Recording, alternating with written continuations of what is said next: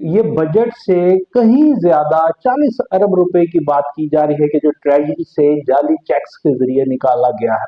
अब इसमें बड़े बड़े पॉलिटिकल स्टेक होल्डर्स के भी नाम हैं। और कोहिस्तान की अगर बात कर ली जाए तो कोहिस्तान का ये जो मेगा करप्शन स्कैंडल है, इससे जहां हमारे मुल्क पे ये जो करप्शन का जो ढिंढोरा पीटा पीटा जाता है खत्म हो गई है, या खत्म करने की कोशिश की जा रही है, या IMF रिपोर्ट पे बातें की जाती हैं, तो वहां पे देख लीजिए कि एक हेड क्लर्क 14 अरब रुपया की करप्शन करता है।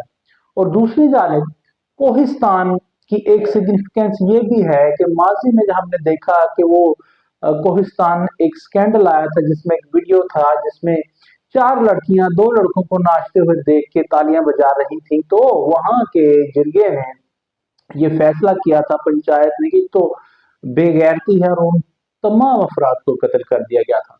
और जो उसको केस को परस्यू कर रहा था, पहले उसके तीन भाइयों को भी कत्ल कर दिया गया और उसके बाद उसे भी कोयटा में गोली मार दी गई।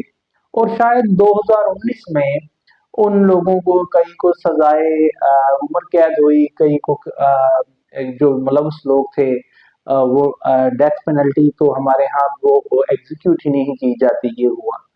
तो कोहिस्तान का जो दिल खराश वाकया था, उसने तो पहले ही हमें गमजदा किया हुआ था। अब ये तो 40 अरब रुपए का स्कैंडल भी निकल आया है।